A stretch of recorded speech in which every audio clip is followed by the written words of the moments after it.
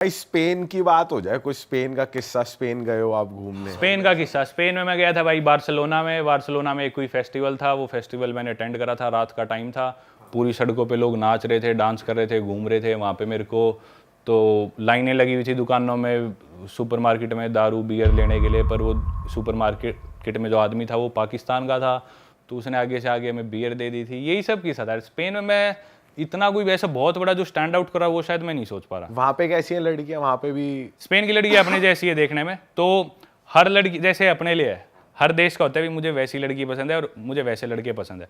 तो इंडिया में लड़कियों का जिक्र आती, रशियन लड़की इंडिया का ही है 6,000। हाँ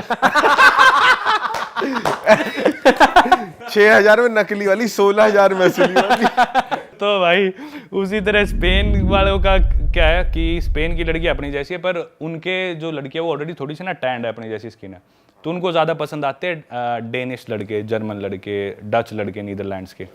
और जो स्पेन के लड़के हैं उनकी डिमांड है इटालियंस और स्पेनिश लड़के, क्योंकि वो टैंड है ना थोड़े, तो पूरे यूरोप में उनकी डिमांड काफ़ी ज़्यादा है। तो मैं मानता हूँ कि लड़के ज़्यादा सुंदर है स्पेन के, जो कि मानना जाता है। लड़कियाँ इतनी डिजायरेबल नहीं है जितने ज़्यादा लड़के हैं वहाँ के। लड़को इंडियन लड़के कहीं हैं कि जाएं तो भाई डिमांड, तकड़ी डिमांड? नहीं भाई सही बताऊं ना, स्टीरियोटाइप की बात करते हैं, एक्सेप्शंस आर ऑलवेज देयर। अपनी 150 करोड़ की पॉपुलेशन है, तो अपने जितने सुंदर लड़के इंडिया में होंगे इतने किसी देश में नहीं होंगे, क्योंकि इतनी बड़ी कंट्री है। लेकिन एक स्टीरियोटाइप बना हुआ है, हालांकि यू कांट स्टीरियोटाइप इंडियंस। अपन हर तरह के लोग हैं इंडिया में, अफ्रीकन से काला आदमी मिल जाएगा, अंग्रेज से गोरा आदमी मिल जाएगा। नहीं, मैं तो अपने जैसे लौंडों की बात कर रहे, जैसे आप हो। भाई आप तो दुनिया सिर पे ठा रखी है अपने, तो कोई दिक्कत नहीं है। भाई आपने तो खास लठ काट रखे। मैं तो बोल रहा हूँ अपने एक कैटेगरी के है भाई। वही तो। अच्छा परमवीर भाई, आप लास वेगस भी गए हैं?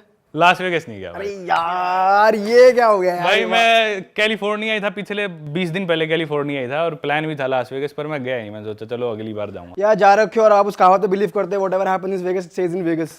मेरे ख्याल से ये कहावत ना मेदेजीन के लिए ज्यादा होनी चाहिए, कोलंबिया के। अच्छा। हाँ, लास वेगस में इतना ज्यादा मेरे को लगता नहीं है बरा, जो मेरे को और दोस्तों स्टोरियाँ सुनता हूँ, तो वो मेरे ख्याल से अब शिफ्ट होने लग रहा है। जो अमेरिकन ड्रीम पहले था ना, अमेरिका ऐसा है, न्यूयॉर्क ऐसा है, लास वेगस ऐसा है, वो भी उतना नहीं डर। नाइट लाइफ भी अब लास वेगस से ज्यादा मैं मानता हूँ इबीजा स्पेन में, या फिर बर्लिन जर्मनी में, बुडापेस्ट की भी काफ़ी अच्छी हो रही है। तो वो थोड़ा ना शिफ्ट कर रहा है, अब अमेरिका में नहीं रही चीज़ें इतनी।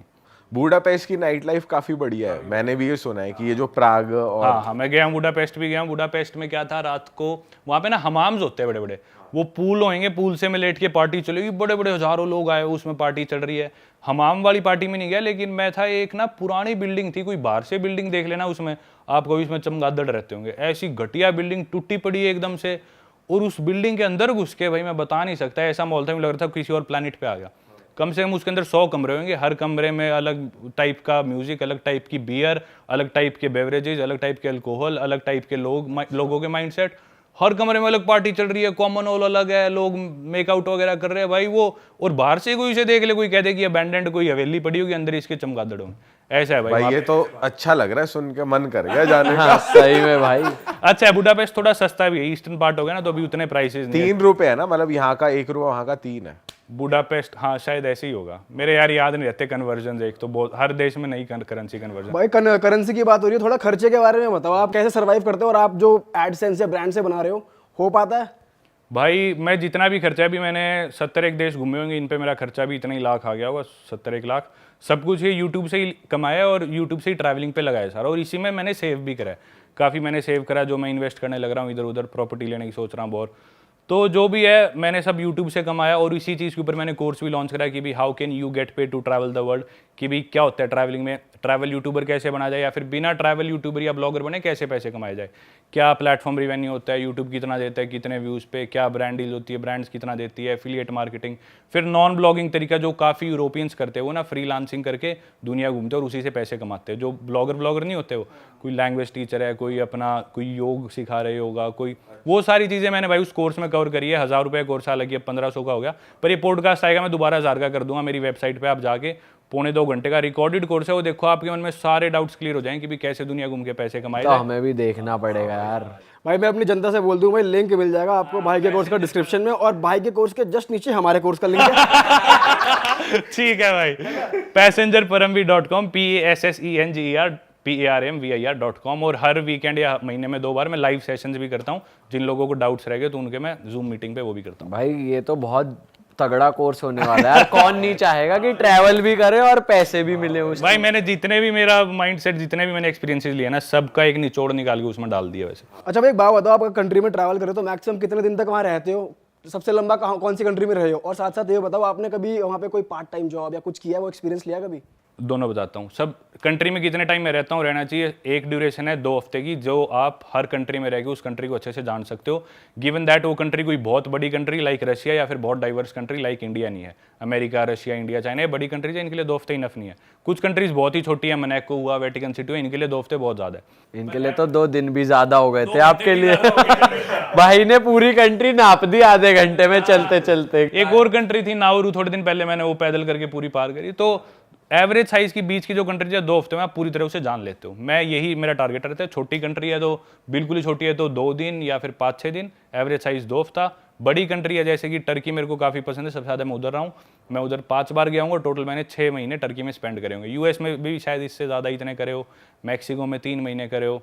और आपका सवाल था पार्ट टाइम, नहीं पार्ट टाइम जॉब मैंने नहीं करी, मैंने वॉलंटियर ज़रूर करा है। टर्की में एक इंटर्नशिप थी, उधर मैंने पैसे नहीं मिल रहे थे लेकिन मेरी उसमें अकोमोडेशन फ्री थी।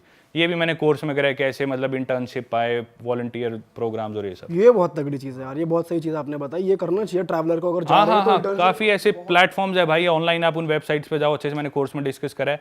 आपको जाके जैसे आप थाईलैंड में किसी हॉस्टल में चले जाओगे, आपकी जॉब है पार्टी ऑर्गेनाइज करनी है, आपको वहाँ पे 3 हफ्ते काम करना है, जिसमें से सिर्फ वीकेंड पे काम करना है। 3 हफ्ते तक आपका रहना खाना पीना सब फ्री, उस हॉस्टल में रहो, बस आपको वीकेंड पे बोलना है टूरिस्ट को चलो आज तुम्हें पार्टी करा के लाऊं, बस ये काम है। तो ऐसी बहुत अपॉर्चुनिटीज़ होती है भाई, वेबसाइट्स है, वो मैंने बता रखी है कोर्स में डिटेल में, तो ऐसी काफ़ी अपॉर्चुनिटी। भाई 70 में से कौन सी ऐसी कंट्री है जो आप शॉर्ट ऑडियंस को बताना चाहते हो कि भाई इन 4-5 जगहों पे तो जा ही जाओ क्योंकि आप इतनी जगह कर चुके हो? भाई टर्की नंबर 1 मेरी अभी तक की फेवरेट रही है। दूसरी है ग्वाटेमाला। ग्वाटेमाला भी सेंट्रल अमेरिका में एक आने वाले टाइम में बहुत पॉपुलर होने वाली है। जैसे अभी मैक्सिको हम नाम सुनने लगे काफ़ी, मैक्सिको को मेरे को लगता है ओवरटेक कर लेगी ग्वाटेमाला शायद कुछ टाइम में। टर्की, ग्वाटेमाला और एक बार यूएस ज़रूर जाओ ताकि देखो आपकी भी क्या है वो अमेरिकन ड्रीम। रियलिटी। अच्छी चीज़ें भी है काफ़ी, पर पता होना चाहिए भाई जो वर्ल्ड का भी सबसे बड़ी इकॉनमी है वो कैसे ऑपरेट करिए, थोड़ा उस पर्सपेक्टिव से देखो। तो ये 3-4 देश काफ़ी अच्छे हैं जो शॉर्ट आप जा सकते हो। स्विट्ज़रलैंड और यूएसए, ग्वाटेमाला, टर्की, पोलैंड। भाई और स्पेसिफिकली अगर हम देखें ऑडियंस के लिए, पार्टी के लिए, या ये हम पर्सनली भी पूछ रहे हैं कि पार्टी लाइफ, नाइट लाइफ के लिए कोई टेक्नो पसंद है आपको? भाई टेक्नो हमें सब पसंद है, आप हमें नचवा लो, ताऊ हट जा, आप नचवा लो। बस वो मेरे वाला हिसाब है। मेरा भी भाई बर्लिन जाओ। बर्लिन से ऊपर नाइट लाइफ मैंने नहीं देखी भाई अभी तक ज़्यादा डिटेल में। जब वहाँ विंटर्स होती है, जब वहाँ सर्दियाँ हो जाती हैं तो भी नाइट लाइफ ऐसी ही रहती है? थोड़ी कम होती है पर रहती है। समर्स में ऑब्वियसली पीक होता है, पीक सीजन है, पर विंटर्स में थोड़े से टूरिस्ट आपको कम मिलेंगे, लोकल आसपास के लोग ज़्यादा मिलेंगे, पर वैसी ही रहती है भाई। बहुत ज़्यादा बोल सकता हूँ मैं बर्लिन के ऊपर, उधर की नाइट लाइफ के बारे में, पर शायद टाइम इतना नहीं। तो आप बताओ ना कुछ की पॉइंट्स बताओ। चलो की पॉइंट्स बता देता हूँ। दुनिया का सबसे किंकीएस्ट जो क्लब है, किंकी मतलब अलग तरह की फैंटेसीज, वियर्ड चीज़ें जिसमें होती है, वो बर्लिन में। क्या थी सबसे वियर्ड? भाई एक जैसे क्लब है किटकैट, एक दूसरा है बर्गाइन, तो इन दोनों में ही बहुत मतलब आम आदमी जाके वो हैंडल नहीं कर सकता। अपन जैसे डार्क वेब है वैसी वो डार्क क्लब है, तो मतलब आम आदमी हैंडल नहीं करता। उधर जाने के लिए आपको एक्लिमेटाइज होना पड़ेगा पहले थोड़े से कम। मैं भी जैसे गया तो मेरा दोस्त है यहीं का, हरियाणा का, मेरा बचपन का दोस्त है, तो वो मेरे को पहले दिन एक दिन ले गया रेगेटॉन क्लब में जिसमें स्पेनिश म्यूजिक बज रहा था। अगले दिन वो मेरे को एक उससे ऊपर में ले गया, फिर मेरे को ले गया वहाँ के एक टेक्नो क्लब में, फिर मेरे को लेके गया किटकैट में। तो किटकैट और बर्गाइन वो सबसे नेक्स्ट लेवल है, और उधर एंट्री होना ही बहुत मुश्किल है। एंट्री उधर अपने इंडिया की तरह नहीं कि स्टैग एंट्री नहीं, वो इस बेसिस पे होती है कि भाई ये अंदर का माहौल झेल सकता है क्या ये आदमी। अगर उसे लगता है कि ये नहीं झेल पाएगा तो वहीं से वापस भेज देंगे। तो उस क्लब की मालिक जो कि एक लेडी है शायद, और जो बाउंसर है मेन, वो क्वेश्चन करते हैं, कुछ भी क्वेश्चन कर लेंगे। अपन दोनों गए, अच्छा तुम दोनों दोस्त? वहाँ शुभम की डेट ऑफ बर्थ बता, शुभम कौन सी सिटी में पैदा हुआ था ये बता, और इसकी आईडी पे फिर वो मैच करेंगे, ये देखने के लिए असली में दोस्त है नहीं। कौन सा डीजे आज प्ले कर रहा है, उस डीजे के कोई और गाने बता, पहले कहाँ का प्ले करा है इसने, ये इस गाने के बारे में बता, कुछ भी पूछ लेंगे। और अजीब से अजीब कपड़े, मतलब मान लो कुछ कपड़े बीनी से लेके सिर्फ 2 सितारे पहन रखे हैं लड़कियों ने यहाँ, और आदमी मिलेंगे जिसने कुछ नहीं पहन रखा, सिर्फ यहाँ पे एक बेल्ट बांध के आए हुए नीचे, इसके अलावा कुछ, सिर्फ एक बेल्ट, लेदर की बेल्ट। और इनके कपड़े की भी अलग दुकानें हैं बर्लिन में, खूब सारी दुकानें जिधर इन क्लब्स के कपड़े मिलते हैं। तो आप अंदर गए थे नहीं गए? मैं गया था क्योंकि संडे था उस दिन, तो संडे को चांसेस थोड़े से ज़्यादा होते हैं। फ्राइडे सैटरडे लगती है वहाँ लाइन, 7-8 घंटे की लाइन। पार्टी शुरू होती है फ्राइडे की शाम को, मंडे की सुबह तक पार्टी चलती है। 3 दिन लोग अंदर पार्टी करते हैं, सीधा मंडे को निकलते हैं वहाँ से बाहर। तो मैं संडे को गया था, संडे की लाइन थोड़ी छोटी थी, तो मैंने क्या करा, मैं पहन गया काले रंग की बनियान, काली पैंट और काले बूट, वो मेरे दोस्त ने मेरे को दे दिए, और मैंने सिल्वर कलर की चेन पहन ली। तो मैं थोड़ा ब्राउन था, एक तो सारे गोरे थे, तो मैं थोड़ा अलग स्टैंड आउट कर रहा था, तो और मैं गैंगस्टर सा लग रहा था। तो वो बोले आ जाओ मेरा। अंदर जाते ही कोई रिकॉर्डिंग वगैरह इंटरनेट पे आपको उसकी कोई फोटो नहीं मिलेगी, आपका फ़ोन पकड़ के जब्त कर लिया जाएगा। एक आधे क्लब्स में पूरे फ़ोन पे टेप बांध देते, जब आप निकलोगे तब वो टेप खुलवानी है, उससे पहले आप नहीं खोल सकते। अंदर भाई वही डार्क रूम्स वगैरह होती है, अलग अलग तरह की वियर्ड से वियर्ड चीज़ें, मतलब सारी तरह की सेक्सुअलिटीज़ के लोग आते हैं, मतलब ऐसे ऐसे बुड्ढे भी कहीं आएंगे। मतलब इतने खुला चल रहा है वहाँ पे सब? बिल्कुल खुला भाई, बिल्कुल सब खुला, सब चीज़ें ओपन में हो रही है। क्लब है, वो स्विमिंग पूल है, उस पूल में ही ड्रग्स चल रहे हैं, पूल में ही लोग मेकआउट वगैरह कर रहे हैं, सेक्स कर रहे हैं। बट वो अनसेफ नहीं है, ऐसे लाइफ थ्रेटनिंग तो नहीं है? नहीं नहीं नहीं, बहुत ज़्यादा मेरे पास इतने लोग आए भाई, मैं तो जिस तरह भाई वो लड़का वहाँ पे रहता था, उसके बर्लिन में 2 साल हो चुके, वो भी जाके सहम गया था भाई क्या होने लग रहा है। मेरा हाल तो सोचो, मैं तो ट्रॉमा में चला गया था, मैं क्या देख रहा हूँ, मेरे को होश नहीं था। मैंने तो फ़ोन में मेरे उन्होंने टेप बांध रखी थी, पर मैंने मैसेज करा मेरे दोस्तों को, भाई मैं ट्रॉमा में आ गया, मैंने ऐसी दुनिया देख ली, मैं कल तुम्हें फ़ोन करूंगा, और मेरा फ़ोन ना है तो समझ लेना मैं हार्ट अटैक से मर गया, ऐसी जगह Shit भाई। तो भाई ऐसा माहौल होता है वहाँ पे, और पूल्स में लोग लगे हुए, खुले में सब होने लग रहा है। और लेकिन कोई भी ज़बरदस्ती नहीं होगी आपके पास, मेरे पास आदमी आए, औरत, बूढ़ा, बुढ़ी, सब तरह के लोग आए, आके पूछेंगे कि आप ऐसे करना चाहते हो, कंफर्टेबल हो, मैं सीधा बोलता था no no I am good thank you. तो ये कपल्स है या फिर ये पेड होते हैं, जैसे लड़कियां आप कह रहे हो सेक्स कर रही हैं? नहीं नहीं नहीं, कुछ पेड नहीं, सब फ्री, सब कुछ जिसे जो करना है वो करो। मतलब सब अपने आप को एक्सप्लोर करने वहाँ पे आ रखे हैं। कोई किसी को जज नहीं करेगा, अपने आप को एक्सप्लोर करो। बुड्ढे आएंगे कई तो इतने तैयार हो गए जैसे अपनी बुड्ढी से मिलने जा रहे हैं, पर कुछ नहीं, वो ऐसे निकलते हो क्या क्या फैंटेसीज कर रहे होते हैं अंदर। मतलब बर्गाइन में मैं नहीं गया, पर मैंने सुना है उसमें एक ना शिट रूम भी है, उसमें टट्टी करते हैं लोग, उससे उन्हें प्लेजर मिलता है। पूरा तेरी यू क्या सीन है भाई? हाँ भाई ऐसे ऐसे, अब अपने को देख लो, टट्टी कर रहे हो भाई, बताओ। अपने को सोच के ऐसे लग रहा है, तो वहां देखो ये चीज तो कैसा लगता हो, सोच। वो भाई बहुत ट्रॉमेटिक होता है नए आदमी के लिए। मैं इतनी दुनिया और भाई वहाँ पे वो कैसे हैं स्ट्रिप क्लब्स, अगर आप गए मैं हो? स्ट्रिप क्लब नहीं गया भाई। चलो कोई दिक्कत नहीं, ऑफ कैमरा बता देना।